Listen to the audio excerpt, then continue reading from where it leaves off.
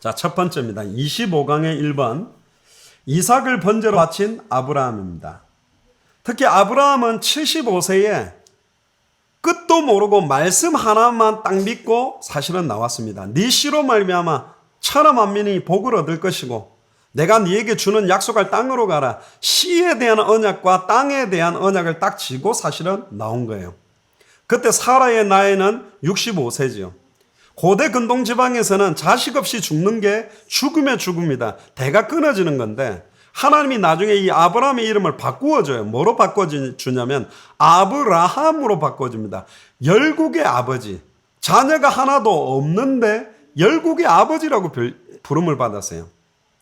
얼마나 좀 그 이름이 불릴 때마다 부끄럽겠습니까? 우리로 말하면 맨날 공부 못하고 꼴찌인데 이름 바꿔. 너 이름 뭔지 알아? 장학생.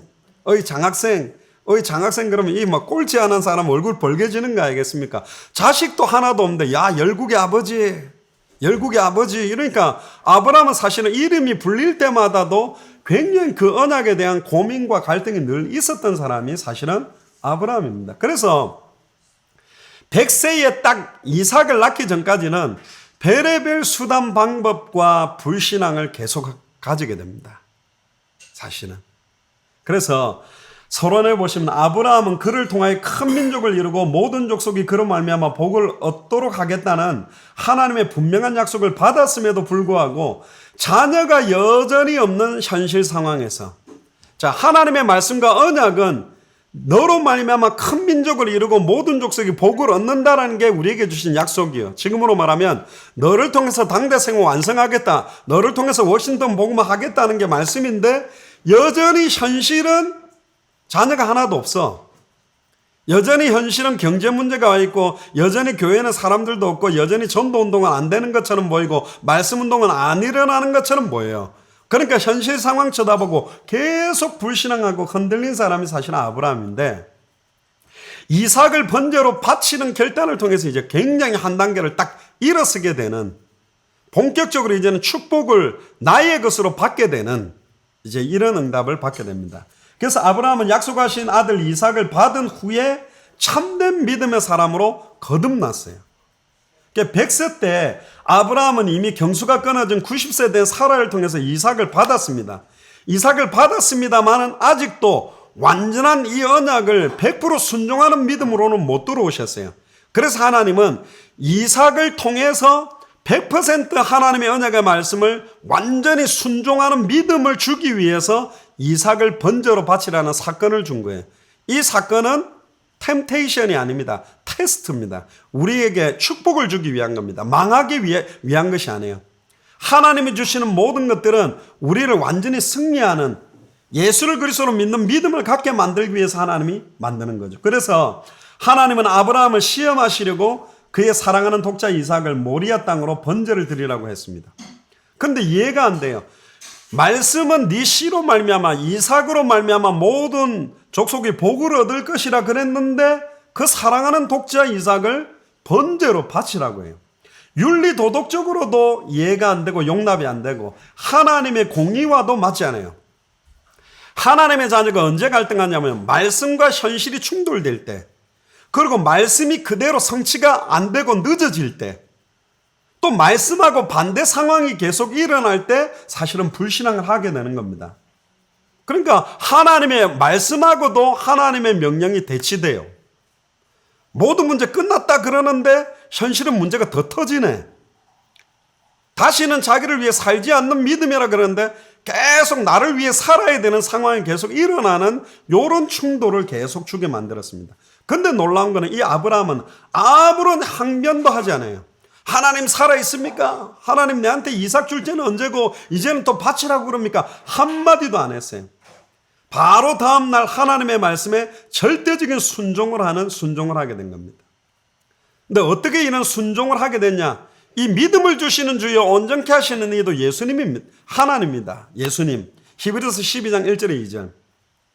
그래서요. 아브라함은 어떤 믿음을 갖고 있었냐면 그를 번제로 드려도 그를 다시 살려서 그 약속을 성취할 수 있다라고 믿었고 이런 현실 상황을 뛰어넘을 수 있는 믿음은 현실 상황을 보는 믿음이 아니라 하나님의 말씀과 언약을 믿는 믿음을 딱 가졌습니다. 언약은 변함이었거든요. 사람은 화장실 갈 때하고 나올 때 다르고 돈을 빌려줄 때와 갚으러 갈 때 다 달라지듯이 상황 따라 바뀌지만 영원히 변함없이 성취되는 약속을 딱 준 거예요.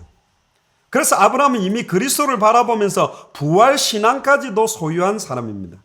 그리고 그 믿음을 소유했다는 걸 어떻게 알 수 있냐면 자기의 종들 앞에서 믿음을 고백합니다. 이렇게 이야기합니다. 내가 아이와 함께 저기 가서 예배하고 우리가 너희에게로 돌아오리라. 내가 돌아온다. 분명히 이삭을 번제로 드리면 자기 혼자 돌아와야 되는데 우리가 다시 반드시 돌아올 것이다. 이 믿음의 고백을 했고요. 두 번째는 이삭이 물어보죠. 아버지, 번제할 양은 어디 있나이까 했을 때 내 아들아, 번제할 양은 하나님이 자기를 위하여 친히 준비하신다. 하나님께서 아브라함의 믿음대로 이삭을 대신한 수양을 준비해서 번제로 드리도록 하나님이 만드신 겁니다. 그래서 현실 상황이 말씀과 언약과 맞지 않아도 100% 순종하는 믿음을 갖게 하기 위해서 이삭을 번제로 바치라고 하나님이 하신 거죠. 아브라함이 이삭을 번제로 바친 사건은 예수님의 십자가와 부활의 사실은 모형입니다. 모리아산, 이 모리아산이 바로 예수님이 십자가를 지고 죽으셨던 산입니다. 놀랍죠? 모리아산이 있는 지역이 사실은 황금사원이 있고 또 이 황금사원이 지금 지워져 있죠. 그 모스크가 지어 있는 땅, 옛날 예루살렘 성전이 있던 땅인데 그걸 성전산이라고도 말해요. 솔로몬 성전을 지었던. 그래서 남서쪽으로 약간 모리아산에서 남서쪽으로 30m 정도가 성전산이고 또 여기를 또 시온산이라고도 불러요. 성전산보다 약 26m 정도 높은 쪽 성전산의 서쪽이 시온산이에요. 그러니까 산인데 약간 올라가고 내려간 그 일대 전체가 사실은 모리아산입니다. 그러니까 모리아산, 성전산, 시온산이 다 같아요. 그 옆으로 보면 예수님이 십자가에 달렸던 갈보리산도 옆쪽에 성전 옆에 언덕 위에가 산으로 되어 있어요. 그러니까 예수님이 십자가에 달렸던 곳, 또 성전을 건축했던 곳, 또 이삭을 번제로 바치라고 했던 곳이 동일한 곳이에요. 그래서 아브라함이 이삭에게 번제나무를 지웠듯이 하나님이 그 아들 예수 그리스도에게 세상의 모든 죄를 지우시고 예수님은 이삭을 대신한 수량의 실체였습니다. 세상의 모든 죄를 다 담당한 하나님의 어린 양으로 십자가에서 피 흘리고 죽으심으로 모든 죄를 단번에 영원히 해방시켜버렸죠. 근데 더 놀라운 것은 죄가 없으신 예수님에게 인류의 모든 죄를 다 덮어 씌우는 것도 하나님의 공의와 맞지 않지만 우리를 구원하고 해방시키기 위해 하나님 만나고 사단 권세에서 승리케 하기 위해서 여기에 완전히 순종하게 만들고 예수님 자체가 아예 죄의 결정체가 되도록 인류의 모든 죄를 완전히 씌워서 십자가에 못 박아 죽이신 겁니다. 놀라운 것은 이삭을 위해서는 수양이 예비되어 있었지만 예수님을 통해서는 대속의 수양이 없었다는 겁니다. 그래서 예수님이 아버지여 아버지여 어찌하여 나를 버리셨나이까. 그러나 나의 원대로 마옵시고 아버지의 뜻대로 되기를 원하나이다. 그리고 완전히 죽어주셨어요. 자기 몸을 완전히 찢으셨죠. 그래서 3일 만에 완전히 부활하신 예수님, 이 언약이 아브라함의 씨를 통해서 대적의 문을 얻으리라고 하는 말씀 성취의 언약이 십자가와 부활로 완성됐고 죽음을 통해 죽음의 세력을 잡은 자 사탄을 박살내는 완전한 승리가 이 십자가의 부활로 완성됐고 그래서 부활 자체가 예수님이 바로 그리스도다. 십자가와 부활을 통해 천하 만민 모든 족속 땅끝까지 이르러 증인되라는 아브라함에게 줬던 그 언약 그대로가 전달된 겁니다. 그래서 결론적으로 우리는 예수님을 그리스도로 믿는 믿음을 가져야 됩니다.